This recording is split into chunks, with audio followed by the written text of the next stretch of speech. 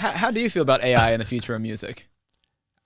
Well, my general thought is that AI will change music forever, because once a young artist figures out that they can use AI to game the system and write them a better song, they're not going to spend 10,000 hours in a basement like I did. They're just not. But do you still have the ability to get real art that way? Well, ultimately, art is about discernment, right? So, like somebody was telling me the other day about how a famous rap artist would work. They would bring in all these different people, and they would sort of pick the beat that they were most attracted to. Okay, now let's change it to AI. Hey, AI, give me 50 beats. Listen, I'm not really feeling. AI, give me 50 beats from the 50 most famous rap songs of all time. Okay, well, I like number 37. That inspires me. Are they ripping it off? Not really, because I did the same thing. I just did it analog. Yeah. I listened to 10,000 songs, and I was like, that beat. So what's the difference? So it really will be about those who can discern, even if it's AI presenting them with choices. I call it binary choice, A, B, right? A, B. I do the same thing. Sometimes when I work on a song, I'll do like the Calypso version of the song or the heavy metal version of the song. And I'll go, I like the Calypso version better. And I just go down that rabbit hole. So I think that the next generation artists will do the same. The problem with it is if you're an organic artist like I am, it's going to be really hard to compete with a whole bunch of people who don't know how to write songs but have good discernment, can't sing but have auto-tune. So you think there's a lot of bad music coming out now. You just wait. Crazy.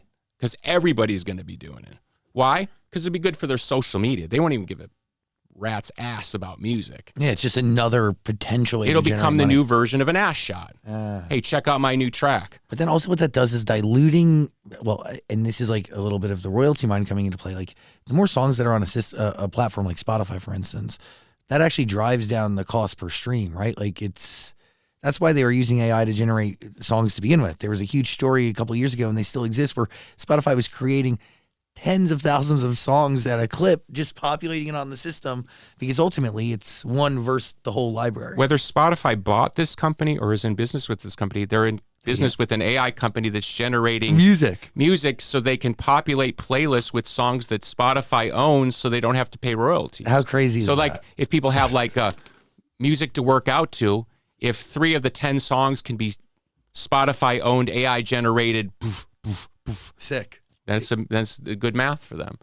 Yeah, I don't know. I still believe that. Put it this way, young people are so connected to culture because it's what they know. They haven't yet figured out all the other stuff where it gets complicated in a different way. I still have faith that young people will be able to sort through. So even if it's somebody who's a complete contrivance, at least they'll go, well, that's the right one. Yeah. If somebody's just a complete fabrication, they'll still pick the best fabricator. You understand? Yeah, they have to have some sort of talent to pick the best. Yeah. It's all. I don't think that's necessarily a bad thing, but yes, from an organic point of view, it's over. I mean, it is over. I was talking with AI with my partner, who's 26 years younger than me. He's 30 years old. She grew up in that whatever that generation is, but her whole life has been the internet, right? I said to her something about AI. She goes, "What are you talking about?" And I was like, I was kind of giving some doom-laden comment about AI. She goes, "I'm already using AI every day." To do what? Write her emails, write press releases for our tea house. Wait, what? I had no idea. Because she's a little ADD and has some dyslexia. For her, words aren't. She always says, "You're so good with words. I wish I could talk like you." You know what I mean? So for her, it's great.